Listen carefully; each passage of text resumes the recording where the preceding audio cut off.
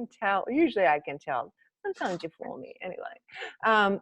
Okay. And Arnita, I love that you did this in the bathtub. That was great. It's like, wow, that is just, that you knew that would, I mean, I guess you rehearsed it, but good. That's actually one of the advantages of doing it at home, because we've done this here in class, but actors that are definitely at a disadvantage, with the whole bathtub. Anyway, okay, so Clayton, let's go with you first. What did you feel on? What did you feel off? I felt off, kind of somewhere, kind of in the middle part of it. I guess I'll try to think of what line I felt off on. I just kind of see around the part where I'm kind of talking about how she's embarrassing and kind of stuff like that. And I was trying to remember, I think I kind of got a little caught up in the fact that, like, I was trying to remember to portray the drunk part of it. Oh, okay. I ain't gonna lie. Now I've been drinking with this guy now, so I'm trying to do the notes now. Now it's actually catching up. I'm getting a little buzzed for real here. Okay, slow down there. I'm not a method actor, but I went to the liquor store and got some Jack just for the scene. And well, you're probably not the first or the last actor that will ever do that. That's for sure. Yeah. Well, I think that you handled the drink, really well, because I don't think that. I mean, this guy. I mean, let's. The thing about people who drink a lot, you can get pretty good at it. So it's not like an amateur, somebody who never drinks and then they decide to have a few margaritas or whatever, and then they're on the floor. So he's pretty good at handling his liquor. So I think you handled it with the right amount. I've been around alcoholics in my life, so I Isn't that a joy? Oh God, I have too. I actually liked, by the time you got to "you're fucking embarrassing," there was something about that line that I really feel like the scene, that's when it kind of clicked in, and it really, everything fell into place. And then your anger towards the end, I think, was just really, really great. So the only notes that I have, I think at the very top, what was your moment before? Just been sitting in the corner drinking and sulking and being, angry at myself, and then went to take it out on her pretty much. All right. Well, so a couple things. Did you have a substitution for her in place at the top? I did. Okay. Do you think it's the right one? I think it was.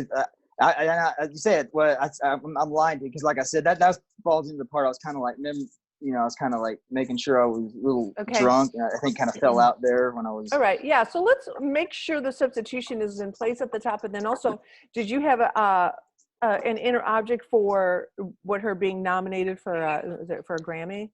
No, I didn't have that. I think that's important because I get a sense that his jealousy just really has the best to him.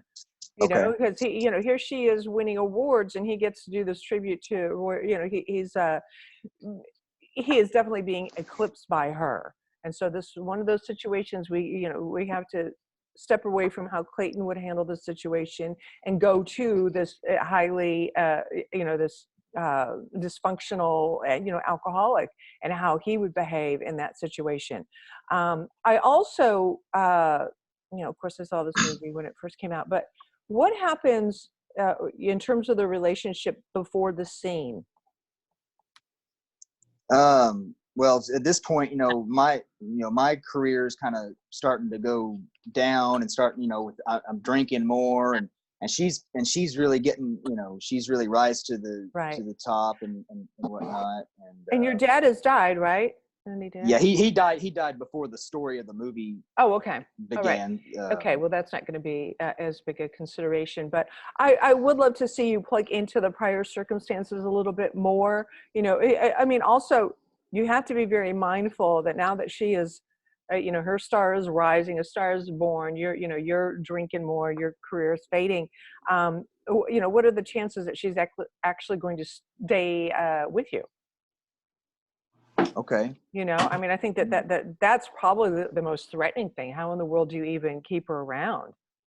She's got no use for you. She doesn't need you, that's for sure. She got where she's going. And all of that, again, really needs to be plugged into place just at the very, very top. Because yeah, after your fucking embarrassing, it was really it was rocking and rolling.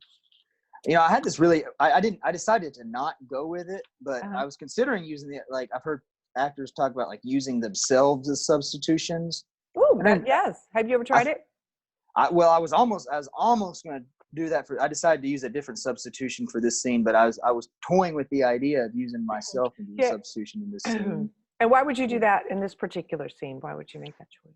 Well, because it almost kind of sounded like kind of self-talk that I have with myself, like when I'm Oh, okay. down, look, like you're a fuck Yeah. up, you're embarrassing, you don't do nothing Oh, right, but like yeah. versus yourself, like, well, I did this, that's Yeah. something, right? And Right. it's kind of, and I Okay. thought like I plug that in somehow. I Just don't make know. sure if you're going to do that, be mindful that those actions and using yourself is actually going to be something that you could do to make yourself feel better, because I think it almost might be it seems a little counterintuitive. I think by using Yeah, somebody else that you genuinely want to pull down because you want to feel better about yourself, I think that's going to be a stronger choice. yeah, All yeah. right. I Yeah. agree. Yeah, but that's it. Good stuff. All right.